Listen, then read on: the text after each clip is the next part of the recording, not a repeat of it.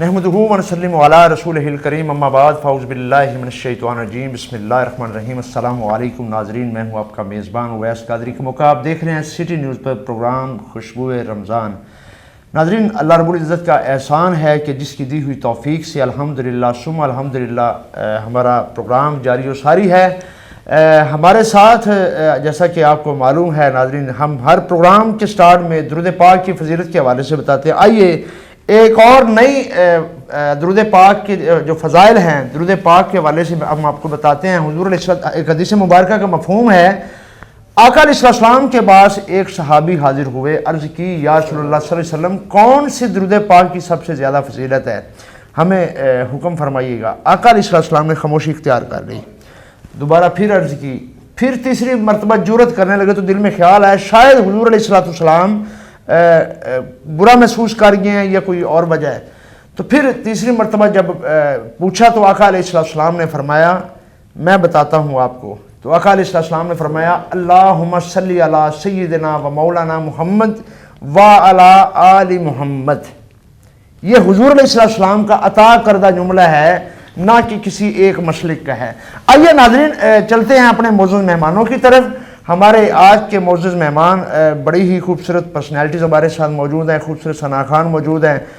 ہماری کوشش تو ہوتی ہے کہ اچھے سے اچھا پڑھنے والے ثنا خان آپ کے سامنے لائے جائیں۔ آئیے ناظرین میں تعارف کرواتا ہوں۔ سب سے پہلے ہمارے مہمان ہیں ملک زاہد مجید صاحب، جو کہ مسلم لیگ نون سے جن کا تعلق ہے اور جنرل سیکرٹری ہیں سوشل میڈیا کے۔ السلام علیکم سر، آپ تشریف لائے، ویلکم، خوش آمدید۔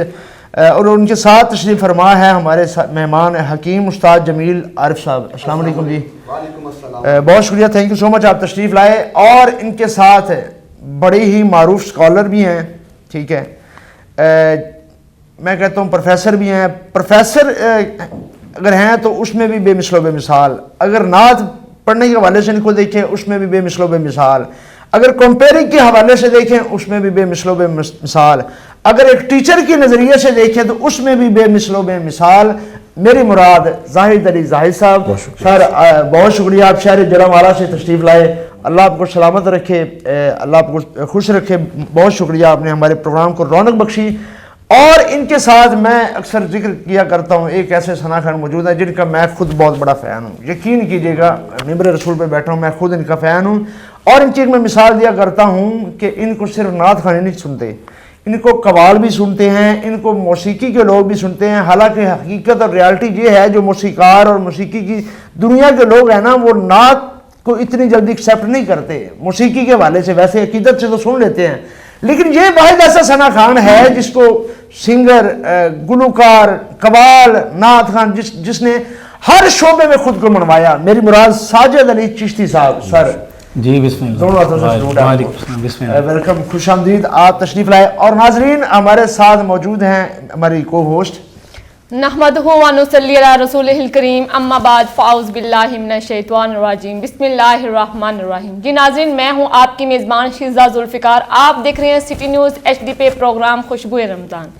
حضرت محمد صلی اللہ علیہ وآلہ وسلم نے فرمایا کہ غیبت کرنا بھی حرام ہے اور غیبت سننے والا بھی حرام ہے۔ تو الغیبت اشد من الزنا، غیبت زنا سے بھی سخت گناہ ہے۔ بے شک آدمی زنا کرتا ہے اور توبہ کرتا ہے، اللہ پاک اس کی بخشش فرما دیتا ہے، لیکن جبکہ غیبت کرنے والے کی کبھی معافی نہیں ہوتی، چاہے جس کی غیبت کی گئی ہے وہ خود کیوں نہ اسے معاف کر دے۔ جی بہت شکریہ۔ ناظرین چلتے ہیں اپنے پہلے مہمان کی جانب۔ زاہد صاحب آپ تشریف لائے، ویلکم، خوش آمدید، بہت شکریہ اگین۔ اچھا سر، ہمیں یہ بتائیے، کوئی بھی دور ہو، خواہ وہ PTI ہے، خواہ وہ نون لیگ ہے، خواہ وہ پیپلز پارٹی ہے، رمضان میں مہنگائی کیوں زور پکڑتی ہے؟ کائنڈلی اس پہ روشنی ڈالیے۔ جی یہ بسم اللہ الرحمن الرحیم، پہلے تو میں سٹی چینل کا شکریہ ادا کرتا ہوں کہ جنہوں نے عزت دی، ہمیں بلایا اپنے خیالات اس کا اظہار کرنے کے لیے۔ جی رمضان، پاکستانی قوم جو ہے نا، وہ اس چیز کا میں نے اپنی زندگی میں دیکھا ہے کہ پاکستانی قوم جو ہے نا وہ سب سے زیادہ اہمیت اپنے بزنس اور اپنے پیسے کی دولت کمانے کو دیتی ہے۔ اب کسی بھی دور میں دیکھ لیں، کسی بھی جب بھی کوئی بحران آیا ہے، جب بھی کسی چیز کی قلت پیدا ہوئی ہے، تو سرمایہ داروں نے، عام لوگوں نے بزنس کو انسانیت کے اوپر فوقیت دی ہے، انہوں نے اپنے پیسہ اکٹھا کرنا شروع کیا ہے۔ یہ رمضان میں بھی ایسا ہی ہوتا ہے۔ اور جب کرونا وبا ہے، حالانکہ جس سے لوگوں کی جانیں جا رہی ہیں، اللہ کی طرف سے ایک ہدایت کے لیے بھی سمجھ لیں یہ بیماری یہی ہے کہ اپنے راستے کو ٹھیک کر لیں، اپنی عادتوں کو ٹھیک کر لیں، لیکن لوگ نہیں سدھرے، لوگوں نے اس کے بھی کمائی کے ذریعے بنائے، اور رمضان میں تو آلریڈی یہ چیزیں جو شروع سے ہو رہی ہیں، اس میں ہماری انتظامیہ کی بھی نااہلی ہوتی ہے، گورنمنٹ کی بھی نااہلی ہوتی ہے، ایک ماحول بنا دیا جاتا ہے رمضان آنے سے پہلے ہی میڈیا کے ذریعے، عام پبلک کے ذریعے کہ یہ چیز کی قلت پیدا ہو جائے گی، یہ چیز کی جو ہے اس کی ڈیمانڈ میں اضافہ ہو جائے گا۔ جب یہ چیزیں معاشرے کے اندر لوگوں کے ذہن بنا دیے جاتے ہیں تو پھر لوگ جو بزنس کرتے ہیں، جن لوگوں کا ان کے ساتھ بزنس ہوتا ہے وہ تو وہ اس کو سٹاک شروع کر دیتے ہیں، اور سب سے جو افسوسناک بات ہے کہ خریدار کا بھی ذہن بن جاتا ہے کہ اب یہ چیز مجھے مہنگی ملنی ہے، تو بیچنے والے کے لیے آسانی ہو جاتی ہے، جس کی وجہ سے یہ بحران جو ہوتا ہے۔ سر اس پر آپ سجیشن کیا دیں گے، کیا ہونا چاہیے، کیسے ہونا چاہیے؟ اس میں کوئی قیادت کو آپ قصوروار ٹھہراتے ہیں یا کوئی یہ بات قسمتی سے سسٹم ہی ایسا ہے؟ اگر رمضان کے حوالے سے میسج ہے، جس طرح آپ کا پروگرام بھی ہے، اور یہ ہوتا ہمارے پاکستان میں یا شاید ایشیا میں ہوتا ہے، ادروائز دوسرے کنٹریز میں تو نہیں ہے ایسا؟ یہ ہماری اسلام سے دوری ہے، اسلامی تعلیمات کے اوپر ہم عمل نہیں کرتے۔ اگر ہم اسلامی تعلیمات کے اوپر عمل کریں، دولت کی حبس کو کم کریں، تو کسی بھی حکمران کی ضرورت نہیں ہے، کسی انتظامیہ کی ضرورت نہیں، خود بخود نظام سے ٹھیک ہو سکتا ہے۔ بہت شکریہ۔ ہمارے ساتھ ناظرین موجود ہیں حکیم استاد جمیل عارف صاحب۔ حکیم صاحب، کرونا کا چونکہ بڑا زور و شور ہے، آج پورا شہر ہی کیا میرا خیال ہے پورا پنجاب اور پاکستان پورا سیل پیک ہوا پڑا ہے، ٹھیک ہے۔ فیصل آباد تو مطلب کہہ لیں بالکل سیل ہے، ٹھیک ہے۔ آپ ہمیں بتائیں کہ چونکہ جیسے ایلوپیتھک ورکنگ کر رہی ہے، کیا حکمت کے لحاظ سے بھی کوئی حکماء حضرات بھی مطلب اپنی ورکنگ کر رہے ہیں؟ بسم اللہ الرحمن الرحیم۔ سب سے پہلے اویس صاحب آپ کا اور آپ کی کو ہوسٹ کا شکریہ، آپ کے ٹی وی چینل کا شکریہ جنہوں نے مجھے بلایا اور مجھے عزت دی۔ اس حوالے سے چین والوں نے بالکل بہت ہی آسان اور ریلیکسیشنیبل علاج پیش کر دیا انہوں نے۔ اب آپ دیکھ لیں چین جہاں سے یہ وبا شروع ہوئی وہاں ووہان میں اب اس کا ہسپتال میں ایک بھی مریض نہیں ہے، تو کیا آپ کیا سوچیں گے کہ انہوں نے مریضوں کو چھپا دیا ہے؟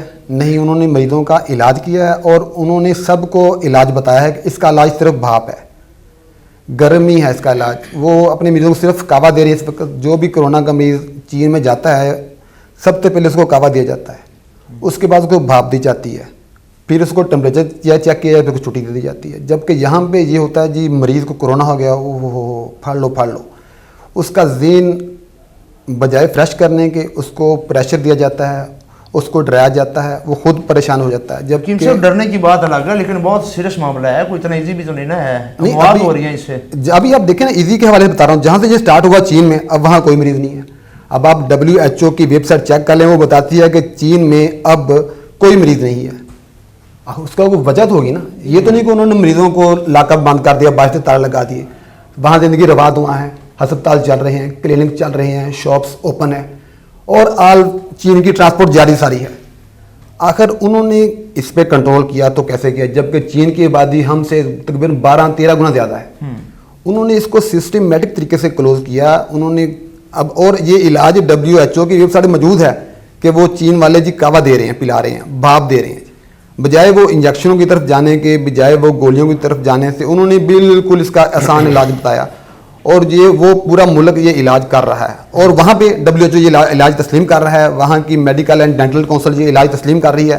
جبکہ پاکستان میں جب مریض جاتا ہے ہسپتال تو جاتے ہی اس کو وینٹیلیٹر پہ ڈال دیا جاتا ہے، بجائے اس کو کعوہ دینے کے، بجائے اس کو عام سادی بھاپ دینے کی، سیدھا وینٹیلیٹر پہ جب ڈال دیتے ہیں تو جو انسان کا پھپھڑا ہے نا، جو لنگس ہے، وہ کام کرنا چھوڑتا ہے، وہ ایسے سٹل ہو جاتا ہے۔ صحیح، بھاپ آ رہی ہے جا رہی ہے، اس کو پرواہ نہیں ہوتی۔ جو ہی اب آپ بھاپ کا والیوم کم کریں گے وہ ختم ہو جاتا ہے، صحیح، وہ کھڑا ہو جاتا ہے۔ میں انشاءاللہ دوبارہ ہم آپ کی طرف چلتے ہیں۔ ہمارے ساتھ موجود ہیں معروف ثنا خوان مصطفیٰ صلی اللہ علیہ وسلم زاہد علی زاہد صاحب۔ زاہد بھائی، آپ چونکہ پروفیسر بھی ہیں، ایجوکیشن کا آپ کا ماشاءاللہ ادارہ بھی ہے، تو ایک تو ہمارے ناظرین کو بتائیں آپ کے ادارے کا نام کیا ہے، اور سیکنڈلی ہمیں آپ یہ بتائیں کہ کرونا کا کس قدر جو زور و شور ہے وہ آپ کے ادارے کو کس طرح متاثر کر رہا ہے، ایجوکیشن کو کس طرح متاثر کر رہا ہے؟ بسم اللہ الرحمن الرحیم۔ سب سے پہلے تو میں شکر گزار ہوں سٹی نیوز کا کہ جنہوں نے اظہار کے لیے یہ پلیٹ فارم جو ہے وہ مہیا کیا، اور بحیثیت ایک معلم کے ظاہری بات ہے کہ پوری قوم، کبھی کبھی ایسا ہوتا ہے کہ معاملات اور مسائل کی جو سطح ہوتی ہے وہ انفرادی ہوتی ہے، لیکن بعض اوقات یہ جب اجتماعی صورت اختیار کرتے ہیں تو پھر قوموں کو इज्तमाही सोच रखनी चाहिए। तो इस हवाले से जो भी हमारे तिब के हवाले से या वो अहबाब के जो इस पे रिसर्च कर रहे हैं, हमें उनकी रिसर्च पे एक तो ये है कि यकीन रखना चाहिए। हमारी आवाम में जो सबसे बड़ी वायरस से भी मैं समझता हूँ कि सबसे जो बड़ी शदीद बीमारी है वो बेयकीनी है, कि आज हम कोई भी बात करते हैं तो पहले तो ये है कि हम उसको कबूल करने के उस लेवल पे नहीं होते, और उसकी वजह यह है कि बहुत सारे फेक न्यूज़ और फेक लोग उन इदारों में आ गए हैं कि जो बहुत अथेंटिक लोगों का काम था। यही वजह है कि ख़बर की जो अपनी हैसियत है वो फेक होके रह गई है। लेकिन चूँकि अब ये इज्तमाही और ग्लोबल कह लें कि एक प्रॉब्लम है, तो कोरोना के हवाले से अगर बात करें तो इस वक्त सबसे बड़ी चीज़ जो है वो वही है जो सदियों से एक बात चली आ रही है कि एहतियात जो है वो इलाज से बेहतर है। तो इस वक्त जो चीज़ आपकी समझ में आ रही है वो एहतियात है, मास्क पहनना है, और जैसा हकीम साहब ने अभी जिक्र किया कि तिब में कावे हैं, भाप का अमल है, तो ये वो चीज़ें हैं कि जो हम अपने होम लेवल पे कर सकते हैं। घर में इन चीज़ों को जो है वो आसानी से किया जा सकता है। और बाकी जहाँ तक इसका ताल्लुक़ है तो शोबा है ज़िंदगी बहुत बुरी तरह मुतासर हुआ है। तमाम शोबाजात जिसमें कारोबार है, रोज़गार ज़िंदगी है, तो वो तो सभी मुतासर हैं। लेकिन बिलखसूस चूँकि तालीम एक ऐसा प्रोसेस है कि बिज़नेस में तो अगर कोई गैप आ जाए तो बाद में कोई ऐसा हम काम कर सकते हैं कि जिससे उसका जो वो खमियाजा है या वो तलाफ़ी है वो मुमकिन है। लेकिन एजुकेशन जो है ये तो आप बहसियत मुसलमान समझते हैं कि हमारा दीन जो है वो इस्लाम वो तालीम पे कितनी जो है वो शिद्दत और कितने इसरार के साथ इसकी ताकीद करता है कि इत्तलबू मिनल महद इलल लहद। तो ये महद से लहद तक का सफ़र जो है इसका रुक जाना जो है ये कौमों की मजमूई तरक्की को मुतासर करता है। हमारा जो शऊर जो है तालीम याफ्ता हो रहा होता है, हमारी नस्लें जो हमारे घरों में परवान चल रही होती हैं, इदारों में चल रही होती हैं, जब उनके इस वक्त को यूटिलाइज़ नहीं किया जाता तो फिर जाहिर बात है कि एक फ्री वक्त जिसको हमने प्लान नहीं किया होता और हमारी नस्ल, हमारे बच्चे इस काबिल नहीं होते कि वो इसको ख़ुद प्लान कर सकें, तो वो बहुत सारी ऐसी एक्टिविटीज़ का शिकार हो जाते हैं और उनका वक्त तो ज़ाया होता ही है। लेकिन ऐसी आदतें उनके साथ जो हैं वो शामिल हो जाती हैं जो मैं समझता हूँ कि जिनको हम जितना भी उस पर मेहनत की जाए उसकी वो तलाफ़ी जो है वो मुमकिन नहीं होती। तो ये इस हवाले से बहुत बड़ा नुकसान है। हमारा प्राइवेट सेक्टर, अगर स्कूलों के हवाले से बात की जाए तो जितने भी प्राइवेट स्कूल हैं वो तो माली हवाले से बुहान का शिकार ही हैं, लेकिन उनके साथ जो जुड़ी हुई बाकी सनतें हैं, मसलन बैग साजी है, किताबों का बनना है, बुक डिपो है और स्टेशनरी से वाबस्ता लोग हैं, और बिलखसूस हमारे प्राइवेट सेक्टर में बेशक वो छोटी छोटी तनख्वाहों पे काम करते हैं टीचर्स, लेकिन वो कहते हैं something is better than nothing. तो कुछ ना कुछ तो सिलसिले चल रहे हैं, लेकिन ये ऐसा सिलसिला है कोरोना की वजह से जो हुकूमत इसको मैं तो समझता हूँ कि मजबूर भी है और प्रॉपर कोई प्लानिंग समझ में नहीं आ रही। उसकी वजह से हमारे जो प्राइवेट टीचर्स हैं उनका बहुत ज़्यादा इस्तेहसाल हो रहा है और वो बहुत बुरे हालात से गुजर रहे हैं। अच्छा जाहिद भी क्या वजह है? माशाल्लाह आप एंकर भी रहे हैं, कंपेयर भी हैं, एक स्कॉलर भी हैं, प्रोफेसर भी हैं, ठीक है, और नात में भी आपने खुद को मनवाया, ठीक है, अल्हम्दुलिल्लाह। और एक जिसको हम नकीब महफिल कहते हैं नात की दुनिया में, महफिल में, वहाँ भी अल्हम्दुलिल्लाह आपकी बड़ी काफ़ी अच्छे तरीके से अल्हम्दुलिल्लाह आपको बड़ी पजीराई मिली, अल्लाह ने दी। तो इसकी क्या हिकमत है? हर फील्ड में आपने खुद को माशाल्लाह मनवाया है। बहुत अच्छा सवाल है। वो उस राज से पर्दा उठाना चाहता हूँ, क्या राज? बस कह लें कि कितने परवाने जले इस राज को पाने के लिए, शम्मा जलने के लिए है या कि जलाने के लिए। वाह वाह। बाज़ औक़ात तो चीज़ें ऐसी होती हैं कि जो हम में वदियत होती हैं, मसलन आवाज़ का अच्छा होना है, नेचर होना है। बाज़ चीज़ें ऐसी हैं जो स्किल्स कहलाती हैं जिनको हम बाद में पॉलिश करते हैं।